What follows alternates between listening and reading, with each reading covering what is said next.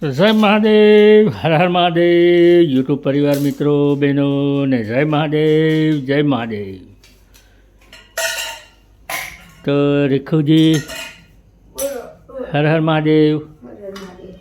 તો શું બનાવ્યું આજે રસોઈમાં? દાળ ભાત શાક. ઓહા, દાળ ભાત શાક. તુવેરની દાળ બની. આ શું છે? ભાત ભાત. પછી શાક. શાક શેનું બનાવ્યું? આ સેવ ટમેટાનું મારું ફેવરેટ શાક. મહાદેવ મહાદેવ મહાદેવ, ભૂખ લાગી છે. મહાદેવ મહાદેવ મહાદેવ. શાક તૈયાર થઈ ગયું, ભાત તૈયાર થઈ ગયો. દાળ વઘારી દેજો, રોટલી બાકી બને. દાળ વઘારી દીધી છે અને ખાલી રોટલી બાકી છે. લોટે બાંધેલો જ છે. મેરા ભોલેનાથ, ભોલે બાબા, ભોલે બાબા. હા, લોટ એ બાંધેલો જ છે. સરસ મજાનો.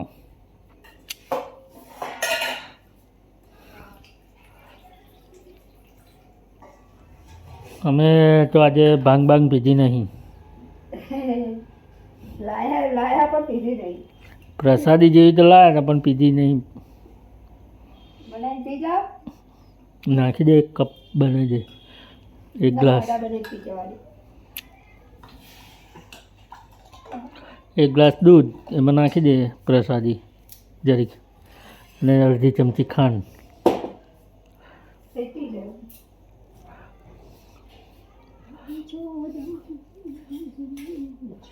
ચલો દાદા બધી તો દાળ વઘારી દીધી, બધું રોટલી કરી દો. શાક બની ગયું. પેલી બાજુ હવે રોટલી તૈયાર થશે. ગેસ ચાલુ છે ભાઈ, ગેસ બંધ કરો. રોટલી નહીં કરવાની બસ. કુકર થઈ જાય. હેન્ડલ આમ રાખવાનું કામ. હમણાં વડે તો ધડામ થઈને ઊંધું થઈ જાત કુકર દાળનું.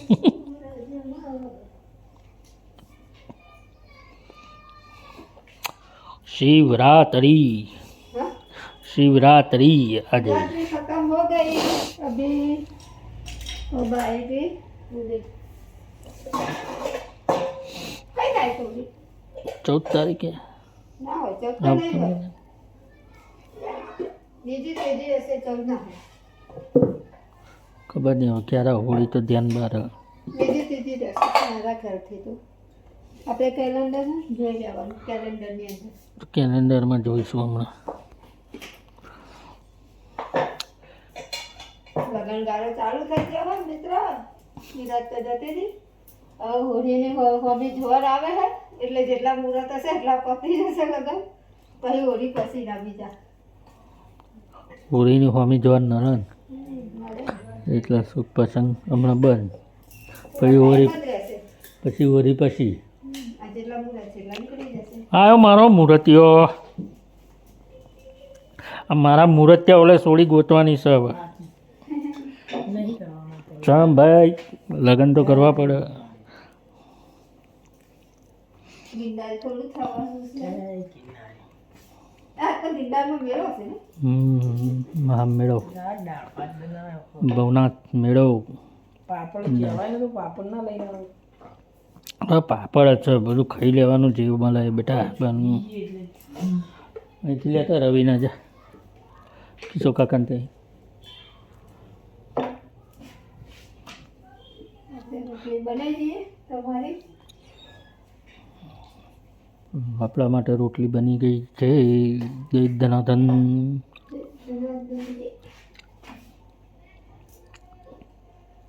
ભાત તો તૈયાર થઈ ગયો છે. ભાત તૈયાર છે, શાક તૈયાર છે. આ બાજુ રોટલી બની ગઈ છે. ગેસની 3 સગડી એટલે એકમાં દાળ શાકનું તૈયાર થઈ જાય. દાળ શાક ભાત રોટલી એટલે જમવાનું રસોઈ ફટોફટ તૈયાર થઈ જાય. અમારે રેખાજી પાસે સ્પીડી છે રસોઈ બનાવવામાં. તો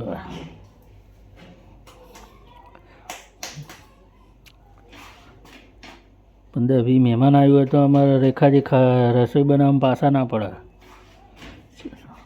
છટાછટ બનાવી દે.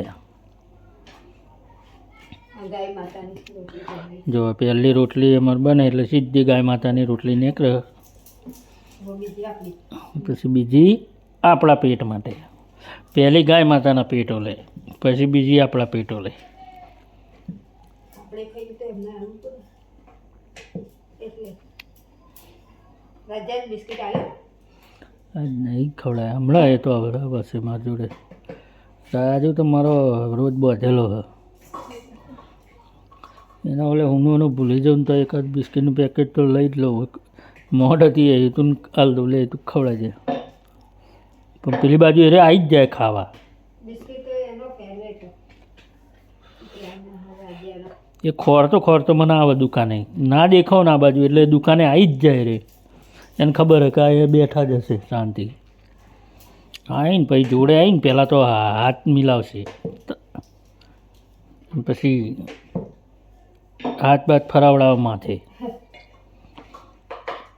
પછી બિસ્કિટ લઈને નાખું એટલે પછી ખાઈને પાછો આવતો રહે પાછું. તો ચાલો મિત્રો, હર હર મહાદેવ, જય મહાદેવ. હવે આપણા બ્લોગને વિડીયોને વિરામ આપીએ. હમણાં મહાદેવનો વરઘોડો આવ્યો હતો, વરઘોડો જોવા ગયા હતા. સરસ મજાની ધૂન સાથે હતો વરઘોડો. મસ્ત મસ્ત ગીતો વાગતા હતા મહાદેવના, અને પબ્લિક આનંદ ઉલ્લાસ એ પ્રભુનો વરઘોડો લઈને નીકળી હતી પ્રભુને ફરાવા મહાદેવના. તો ચાલો, બાય બાય, સીતારામ, જય માતાજી, જય દ્વારકાધીશ, જય શ્રી કૃષ્ણ. તો બધા મિત્રોને મારો મહાદેવ, મારો દ્વારકાધીશ માતાજી ખુશ રાખે, આનંદ મંગલ ને મોજ કરાવે સદાય રોજે રોજ. અમારા બ્લોગને જોજો, તમારો સાથ સહકારને સપોર્ટ આપજો. તો જય માતાજી, સીતારામ, જય દ્વારકાધીશ, હર હર Mahadev, Shiv Shambhu Shambhu Shambhu Shambhu Mahadev. Bye bye. Bye by.